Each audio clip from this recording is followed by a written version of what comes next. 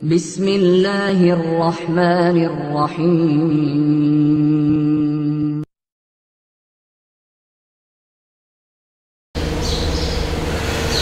بسم اللہ الرحمن الرحیم الباب الاول فی المحسنات المعنویہ الاول الطوریہ۔ کل گزارش کی تھی کہ علم بدیع اس کا کام ہے کلام کو خوبصورت بنانے کے مختلف طریقے، مختلف انداز کو جاننا۔ جو بندہ علم بدیع سے واقف ہوتا ہے اس کو یہ سمجھ ہوتی ہے کہ کسی بھی کلام کو کس انداز میں خوبصورت بنایا جا سکتا ہے۔ ٹھیک ہو گیا؟ خوب، اب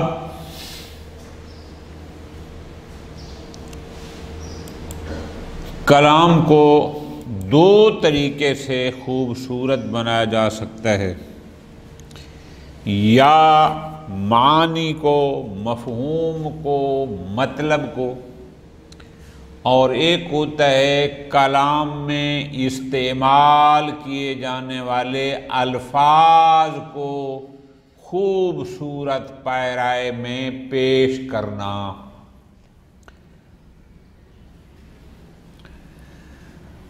اسی لیے انہوں نے فرمایا الباب الاول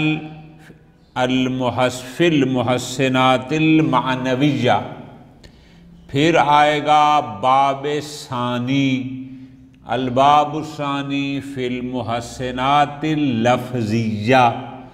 اب معنویہ اور لفظیہ ان دو الفاظ سے بھی آپ کو سمجھ آ گئی ہے کہ پہلے باب میں وہ وجوہ، وہ طریقے، وہ انداز جو معنی کلام کو، مفہوم کلام کے لیے باعث حسن ہوتے ہیں، ان کو خوبصورت بنانا، یعنی لفظ کو نہیں چھیڑنا۔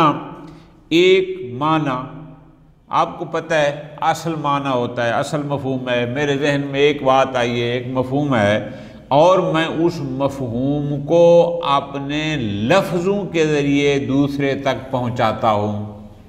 تو اب جو مفہوم ذہن میں آتا ہے اس کو معنی کہا جاتا ہے، اور جس کے ذریعے دوسرے تک پہنچاتا ہوں اس کا وسیلہ الفاظ ہوتے ہیں۔ تو پس یہ محسنات یعنی کلام کو حسن دینے والی چیزیں، کلام کو خوبصورت بنانے والی چیزیں، یہ محسنات باب اول ہے محسنات معنویہ میں، کہ مطلب کو، مفہوم کو، میرے ذہن میں جو خاکہ ہے اس کو کن طریقوں کے ساتھ میں خوبصورت انداز میں پیش کر سکتا ہوں، بنا سکتا ہوں۔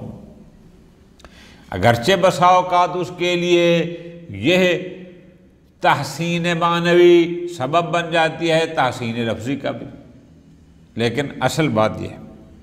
باب ثانی انشاءاللہ ہم جب وہاں پہنچیں گے تو وہ آئے گا فی المحسنات اللفظیہ، یعنی اس معنی کو، اس مفہوم کو جو میرے ذہن میں ہے میں اس کو خوبصورت بنانا چاہتا ہوں، ایک دل نشین انداز میں دوسرے تک پہنچانا چاہتا ہوں، تو اس کے لیے کتنے طریقے ہیں کہ میں ان کے ذریعے الفاظ کو خوبصورت طریقے پر پیش کروں۔ تو وہ باب ثانی آئے گا الفاظ کو حسین بنانا، اور یہ ہے معانی کو، مطالب کو حسین بنانا۔ تو اس لیے ان کو کہا گیا ہے الباب الاول فی المحسنات المعنویہ، یعنی معانی کو، مفاہیم، مطلب جو میرے ذہن میں ہے اور دوسرے تک پہنچانا ہے، اس کو خوبصورت بنانے اور بہتر بنانے کے کتنے طریقے ہیں، کتنی وجوہ ہیں، انشاءاللہ ہم تفصیل سے پڑھیں گے، بہت ساری ہیں۔ ان میں سے پہلا محسن معنوی یعنی لفظ. اچھا وہ کیا ہے؟ وہ ہے التوریہ. ٹھیک ہو گیا. پہلا محسن معنوی توریہ ہے. اچھا جی، یہ توریہ کیا ہے؟ توریہ کا لغوی معنی ہوتا ہے چھپانا، کسی بات کو چھپانا. لیکن یہاں پر کیا مراد ہے؟ پوری توجہ، ان کو لکھتے جائیں گے تو پھر مزہ آئے گا. فرماتے ہیں اس میں توریہ کا اصطلاحی معنی یہ ہے، توریہ کا مطلب ہے ایک لفظ کے دو معنی ہوں.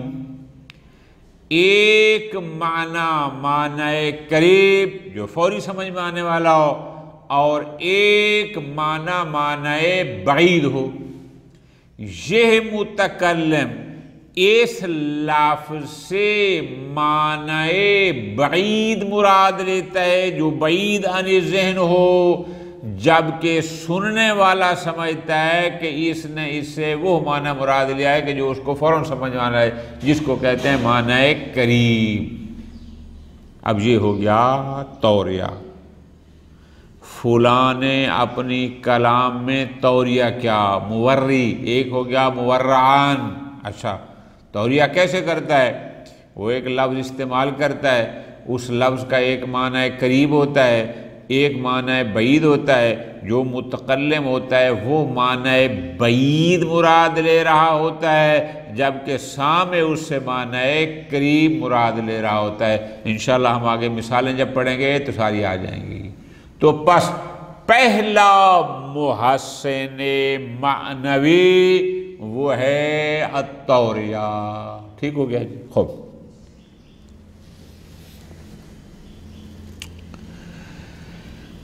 اب یہاں چونکہ کل میں نے گزارش کی تھی، یہ جواہر البلاغہ علم بلاغت کی، بلاغت عربی کی معنی بیان کی پہلی کتاب ہے.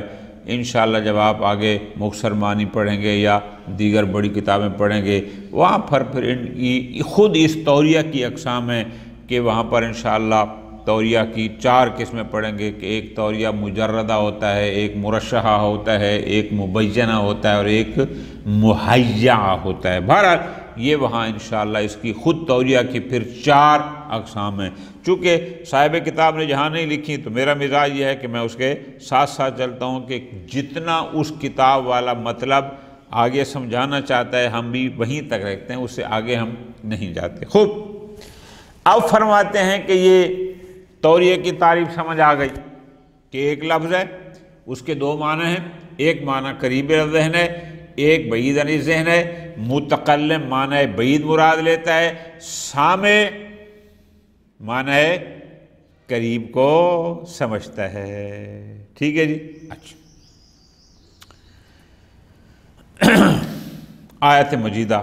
اب یہ پہلا شاہد، توریہ کا شاہد کہ ایک لفظ ہو، 2 معنی ہوں، ایک معنی قریب ہو، ایک معنی بعید ہو. اچھا وہ کیا ہے؟ آیت مجیدہ ہے وہ یہ ہے. بسم اللہ الرحمن الرحیم. وَهُوَ الَّذِي يَتَوَفَّاكُم بِاللَّيْلِ وَيَعْلَمُ مَا جَرَحْتُم بِالنَّهَارِ. اب ذرا غور فرمانا ہے. جرحتم، جرح کا معنی قریب کیا ہے؟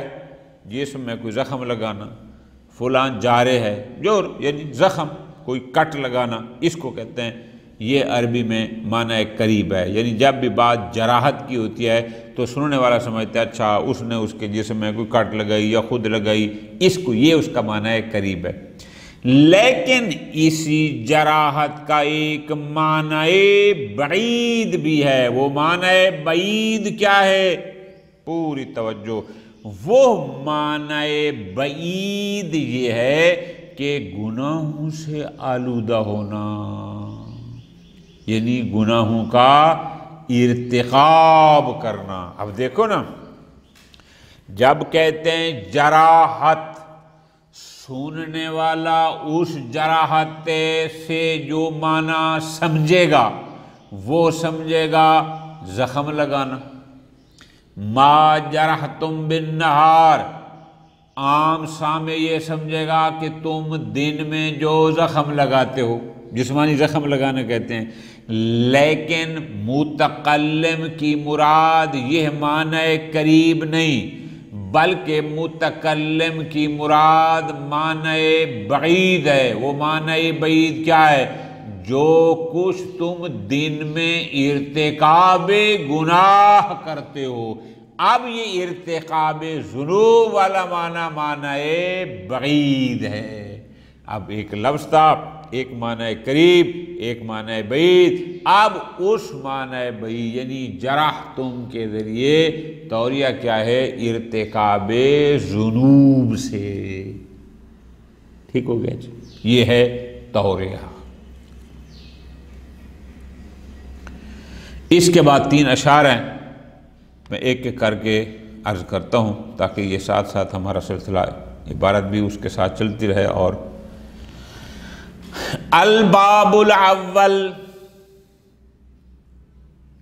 فی المحسنات المعنویہ، باب اول ہے محسنات معنویہ میں، ذرا توجہ کے ساتھ، محسنات معنویہ یعنی وہ محسن جو معنی کو، یعنی وہ اس مطلب کو، مفہوم کو جو میرے ذہن میں ہے اس کے لیے محسن ہیں، اس کو خوبصورت بنانے کے لیے استعمال ہوتے ہیں۔ تو محسنات معنویہ میں سے پہلا محسن ہے التوریہ۔ ٹھیک ہو گیا جی؟ خوب۔ التوریہ لغتاً مصدر وریت الخبر توریتاً، یہ مصدر ہے، یعنی ورا یوری توریہ، وریت الخبر میں نے خبر کو، بات کو چھپایا، توریتاً یہ اس کا مفعول مطلق ہے، یعنی وریت بمعنی چھپانے کا آتا ہے۔ خوب، یہ وریت الخبر فرماتے ہیں یہ آپ کب کہیں گے؟ اذا سترتہ، جب آپ اصل خبر کو چھپا رہے ہوں، وَأَظْهَرْتَ غَيْرَهُ، اور اس خبر کے غیر کو ظاہر، یعنی کسی اصل چیز کو چھپانا اور اس کے غیر کو ظاہر کرنا، یہ ہوئے توریہ کا لغوی معنی۔ لیکن واصطلاحاً، لیکن اصطلاح علماء میں یا اس علم بدیع کی اصطلاح میں توریہ کسے کہتے ہیں؟ وہ یہ ہے ان یذکر المتکلم لفظا مفردا لہ معنیان، کہ متکلم ایک لفظ مفرد کو ذکر کرے، ٹھیک، لہو معنیان، جس کے 2 معنی ہوں، احدہما قریب غیر مقصود، ایک معنی قریب الی ذہن ہے لیکن وہ مقصود متکلم نہیں ہے، وَدَلَالَةُ اللَّفْظِ عَلَيْهِ ظاہرہ، اور لفظ کی اس معنی قریب غیر مقصود پر دلالت واضح ہے، یعنی جو ہی سامع اس لفظ کو سنتا ہے فوراً اس سے وہی معنی، وہ شخص وہ معنی سمجھتا ہے۔ والآخر بعید مقصود، جبکہ اسی لفظ مفرد کا ایک اور معنی بھی ہے جو بعید عن ذہن ہے، یعنی فوراً سامع اس کو نہیں سمجھتا، لیکن مقصود متکلم کا مقصود وہی معنی بعید ہے۔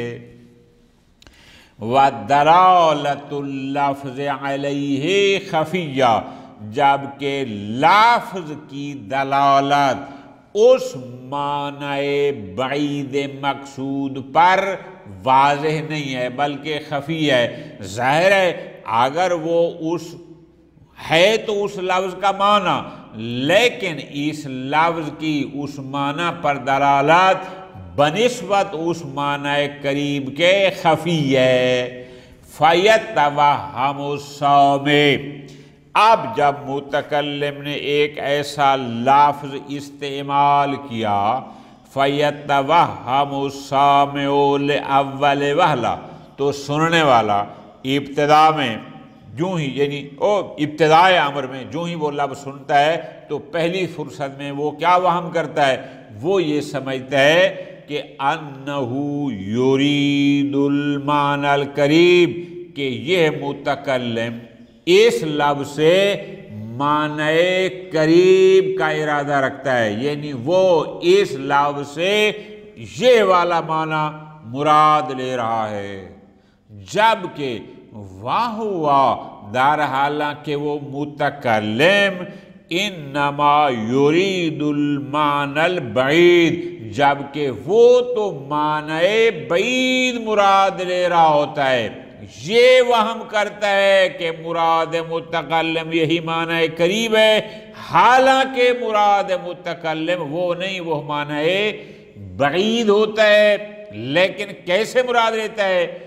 بِقَرِینَةٍ تُشِیرُ إِلَیہ، وہاں کوئی نہ کوئی ایسا قرینہ ہوتا ہے کہ جس معنی جو اشارہ کر رہا ہوتا ہے اس معنی بعید کی طرف، وَلَا تُظْہِرُهُ، اور یہ اس کو ظاہر نہیں کر رہا ہو، قرینہ ہوتا ہے جو معنی بعید کی طرف اشارہ کرتا ہے لیکن اس کو ظاہر نہیں کرتا، وَتَسْتُرُهُ، بلکہ یہ اس کو چھپاتا ہے، عَنْ غَيْرِ الْمُتَيَقِّظِ الْفِطَنِ، اس شخص کے کہ جو بہت دانا، ہوشیار، بہت متوجہ شخص نہیں ہوتا، یعنی جو بندہ بہت دانا ہوتا ہے وہ تو سمجھ جاتا ہے اس کو، لیکن ہر بندہ، جو شخص بہت زیادہ فطین نہیں ہے وہ اس کو نہیں سمجھ سکتا۔ ٹھیک ہو گیا؟ خوب، اب یہ بات یہاں پر ختم۔ اب اس کے بعد پہلے آیت ہے اور اس کے بعد 3 اشعار ہیں جو اس توریہ کے شواہد ہیں کہ جہاں متکلم نے ایک لفظ کو، مفرد کو استعمال کیا جس کے 2 معنی تھے اور مراد متکلم معنی بعید تھا۔ ٹھیک ہو گیا جی؟ اب اس سے پہلے میں نے گزارش کر دیا ہے کہ اسی توریہ کی 4 قسمیں ہیں، چونکہ انہوں نے جہاں ذکر نہیں کی ہم بھی فی الحال اس کو نہیں کرتے، انشاءاللہ مختصر میں توریہ مجردہ بھی ہوتا ہے اور اس کے بعد توریہ مرشح ہوتا ہے، مہیا ہوتا ہے اور مبینہ ہوتا ہے، انشاءاللہ وہاں پڑھیں گے۔ ختم۔ کَقَوْلِهِ تعالی، اب یہاں سے مثالیں شروع فرما رہے ہیں۔ کس کی مثالیں؟ توریہ کی، توریہ کی مثالیں۔ اچھا جی، کیا مثال ہے؟ پہلے آیت مجیدہ۔ آیت مجیدہ یہ ہے سورہ انعام کی، وَهُوَ الَّذِي يَتَوَفَّاكُم بِاللَّيْلِ وَيَعْلَمُ مَا جَرَحْتُم بِالنَّهَارِ۔ آیت مجیدہ، ٹھیک ہے جی، وہ ذات کہ جو رات کو وہ یتوفاکم باللیل، جو رات کے وقت تمہیں مار دیتی ہے، مراد کیا تمہاری روح جب تم نیند میں ہوتے وغیرہ، لیکن ہمارا محل شاید یہ ہے وَيَعْلَمُ مَا جَرَحْتُم بِالنَّهَارِ، اور وہ ذات جانتی ہے مَا جَرَحْتُم بِالنَّهَارِ، جو کچھ دن میں تم انجام دیتے ہو۔ اب یہاں غور کرنا ہے، فرماتے ہیں ارادہ بقولہ جرحتم معناہ البعید، اس جرحتم کے 2 معنی ہیں، ایک معنی قریب اور ایک معنی بعید۔ جرحتم کا معنی قریب کیا ہے؟ کسی چیز کو یا جسم پر کوئی زخم لگانا، مجروح کرنا، زخم کر لگانا، اور معنی بعید، معنی بعید ہے ارتکاب ذنوب، گناہوں کو انجام دینا۔ اب فرماتے ہیں خداوند متعال اس آیہ مبارکہ میں جرحتم کو جو استعمال فرمایا ہے، ارادہ بقولہ جرحتم، اللہ تبارک و تعالی نے اب یہاں پر اپنے اس فرمان میں جو لفظ جرحتم استعمال کیا ہے، اس سے ارادہ کیا ہے معناہ البعید، اس کے معنی بعید کا۔ وَهُوَ ارتکاب الذنوب، جرحتم کا معنی بعید کیا ہے؟ معنی بعید ہے ارتکاب الذنوب، گناہوں کو انجام دینا۔ ٹھیک ہو، لا معنی القریب، جبکہ اس کا معنی قریب یہاں مراد نہیں لیا۔ معنی قریبی کیا تھا؟ وہ شق فی الجسم، یعنی جسم میں اور کٹ لگانا، زخم کرنا، یہ مشہور ہے۔ وَلِأَجْلِ هَذَا، اب بات سمجھ میں آ گئی کہ جرحتم، سننے والا تو فوراً اسے اور جسم میں زخم لگانا، کڑ لگانا کا معنی لے گا، لیکن متکلم یہاں وہ نہیں بلکہ ارتکاب گناہ، ارتکاب ذنوب کا معنی مراد لے رہا ہے۔ پاس یہی وجہ ہے وَلِأَجْلِ هَذَا سُمِّيَتِ التَّوْرِيَةُ، اسی لیے توریہ کو ایہام اور تخیل بھی کہتے ہیں، یعنی کسی کو وہم میں ڈالنا، کسی کو کسی اور خیال میں ڈالنا، یعنی وہ تو یہی سمجھتا ہے کیا کہ یہ والا مراد ہے، حالانکہ ایسا نہیں ہے۔ بس اسی وجہ سے توریہ کو ایہام اور تخیل کا نام بھی دیا گیا ہے۔ بس ختم۔ اب یہاں آپ نے یاد رکھنا ہے کہ اس آیت میں توریہ کہاں ہے؟ آپ کہیں گے لفظ جرحتم میں، کہ جرحتم کا ایک معنی قریب تھا، وہ یہ تھا کہ تم جو زخم لگاتے ہو جسم میں، اور ایک معنی بعید تھا، وہ تھا ارتکاب گناہ۔ یہاں متکلم کا مراد معنی بعید ہے، معنی قریب نہیں۔ ختم۔ شعراء، کل میں نے گزارش کی تھی کہ علم بدیع کو شروع بھی شعراء نے کیا اور اس کا استعمال بھی شعراء کرتے ہیں۔ سراج الدین وراق، یہ ایک مصری شاعر ہے، اس نے بھی بدیع کا استعمال کیا، اس نے بھی توریہ کیا۔ ایک لفظ استعمال کیا مفرد، اس کا ایک معنی قریب تھا اور ایک معنی بعید تھا۔ اب اس نے کیسے یہاں معنی بعید مراد لیا، ذرا غور کرو۔ وہ کہتا ہے اسونو ادیم وجہی ان اناس، اسونو، سانا یہ سون ہوتا ہے محفوظ کرنا، چھپانا، بچانا، ٹھیک۔ ادیم وجہی، وجہ ہو گیا چہرہ، ادیم ہو گیا یہ اوپر جو اس کی پوچھتا ہے، جو چمڑا ہے، مراد یہ ہے اناس، ان لوگوں سے۔ اب ذرا غور کرنا ہے، اسونو ادیم وجہی ان اناس، میں اپنے چہرے کو یا اپنے چہرے کی جلد کو، یہ لفظی ترجمہ ہے، مرادی ترجمہ ہوگا میں اپنی آبرو کو محفوظ رکھتا ہوں، بچا کے رکھتا ہوں، ان اناسن، ایسے لوگوں سے کہ لقاء الموت عندہم الادیب، کہ جن کے نزدیک کسی ادیب سے ملاقات کرنا گویا موت سے ملاقات ہے۔ ٹھیک ہے جی، یعنی وہ لقاء الموت عندہم الادیب، کہ ان کے نزدیک ادیب سے، شخص ادیب سے ملاقات مرگ ہے، موت سے ملاقات ہے۔ اچھا،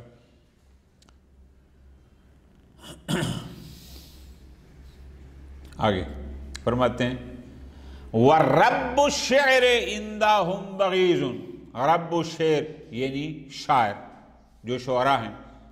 رب الشعر عندہم، جو شاعر شخص ہے، جو ایسا، عندہم بغیض، ان کے نزدیک بغیض بمعنی مغبوض کے، یعنی ان کا وہ مغبوض ہے، وہ اس کو دشمن سمجھتے ہیں شاعر کو۔ ولو وافا بہی لہم حبیب، چاہے ان کے لیے بہت سارے اشعار بھی کیوں نہ کہے حبیب، یعنی چاہے اس کی کمال شاعری کرے ان کے لیے حبیب۔ اب ذرا توجہ کرنی ہے، شاعر نے لفظ حبیب کا استعمال کیا ہے۔ اب اس حبیب کا معنی قریب تو ہے دوست، ٹھیک ہے جی، دوست، یہ اس کا معنی ہے قریب ہے، لیکن اس شاعر نے اس حبیب سے دوست والا معنی مراد نہیں لیا، بلکہ کیا لیا ہے؟ اس کی مراد معنی بعید ہے۔ وہ کون ہے؟ وہ حبیب بن اوس طائی، جو ابو تمام کے نام سے مشہور ہے، جو بہت بڑا شاعر تھا۔ اب اس نے کیا کیا؟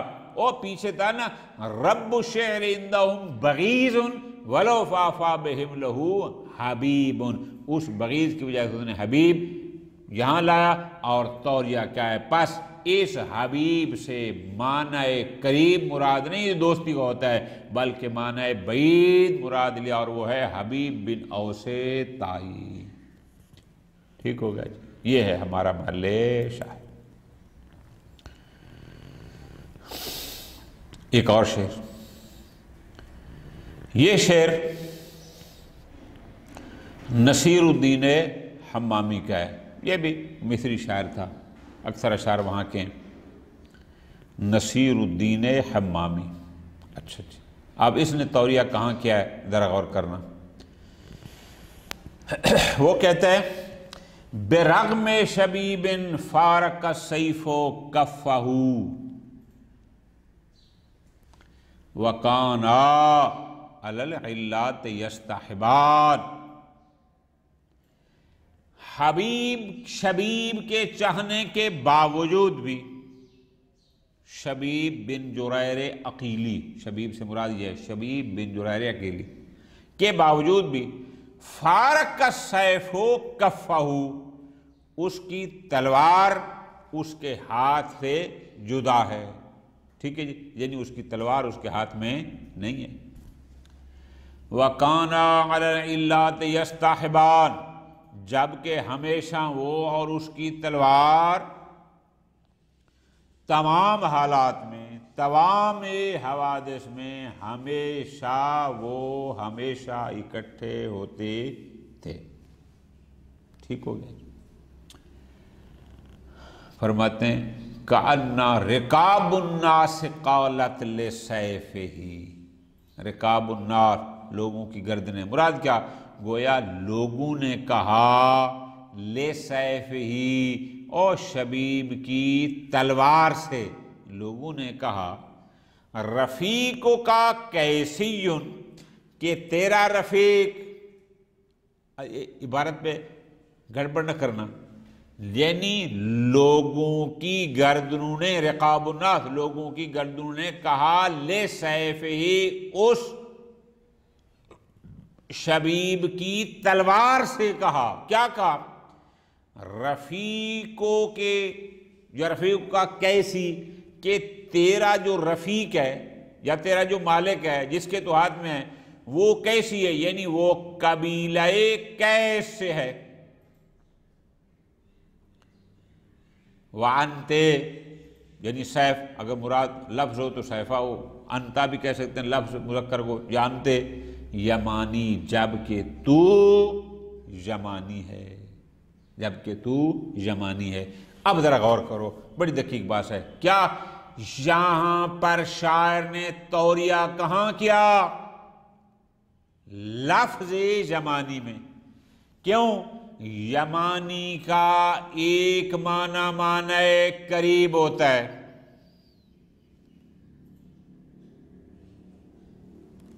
سوری میرے خیال ہے وہ بعد والا شعر میں پہلے بیان کر گیا ہوں۔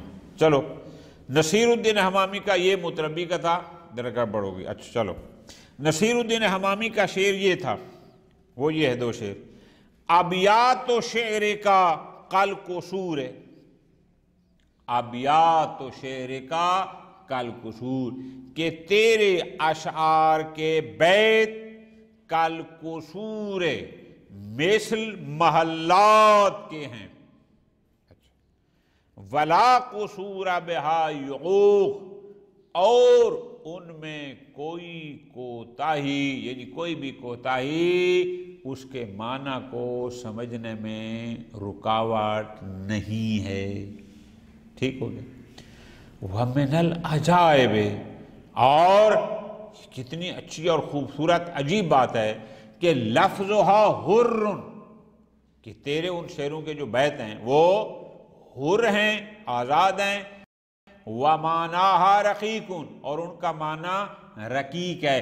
اب یہاں پر توریہ ہے کیا کہ رقیق کا ایک معنی قریب ہے، وہ معنی قریب ہے رقیق کا غلام، عابد۔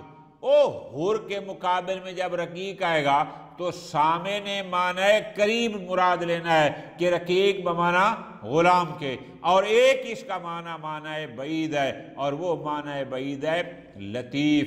یعنی اصل معنی ہم نے یہاں یہ کرنا ہے کہ جن کے الفاظ آزاد ہیں وَمَانَاهَا قریب، لیکن ان کے معنی لطیف و ظریف ہیں۔ یعنی اب معنی میں آپ نے غلام کا معنی نہیں لینا بلکہ لطیف و ظریف، جو کہ اس کا معنی بعید ہے۔ یہاں توریہ کیا ٹھیک ہو گیا جی۔ اور تیسرا شعر آپ فرماتے ہیں، دیکھو، ارادہ بقولہ رقیق،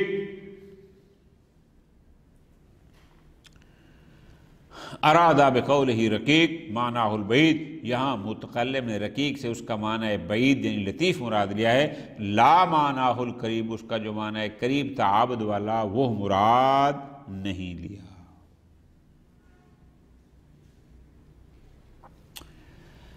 وَكَقَوْلِهِ، تیسرا شاہد، یہ متنبی کا شعر ہے، چونکہ میں شاید پہلے تھوڑا اشتباہ کر گیا، اس شعر کو پہلے پڑھ دیا۔ بہرحال بِرَغْبِ شَبِيبٍ، یہ متنبی کا شعر ہے۔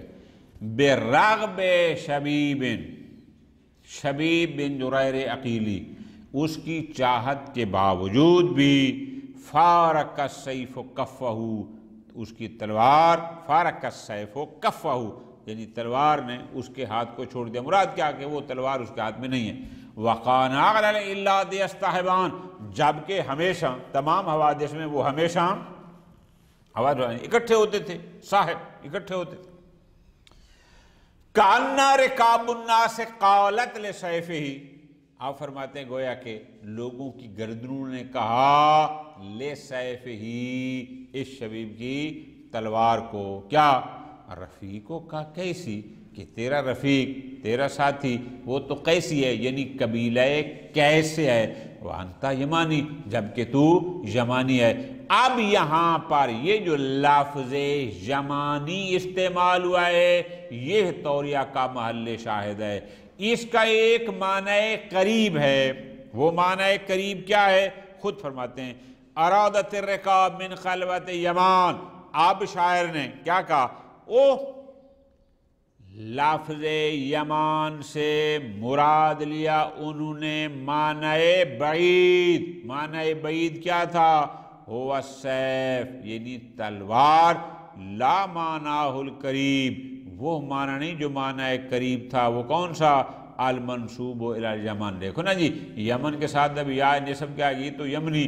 اب سمجھنے والا تو یہ سمجھے گا کہ یمانی سے مراد ہے جبکہ تو یمنی ہے، حالانکہ مراد اس کی یہ معنی قریب نہیں بلکہ معنی بعید ہے۔ وہ کون سا، انت یمان، چونکہ یہ تلواروں کے نام میں سے ایک نام یمانی بھی ہے جو کہ معنی بعید ہے۔ اب یہ یمانی ہمارا محل شاہد تھا کہ یہاں پر یمانی سے معنی قریب یعنی نسبت وہ جو تھا یمنی ہونے والا، نہ وہ مراد نہیں ہے بلکہ یہاں پر مراد کیا ہے، یعنی وہ تلوار ہے۔ ٹھیک ہے جی، جہاں تک بات توریہ کی تھی، اس کے اللہ ان کے بعد آگے پھر مزید محسنات گفتگو کریں گے۔ وصلی اللہ علی محمد وآل محمد۔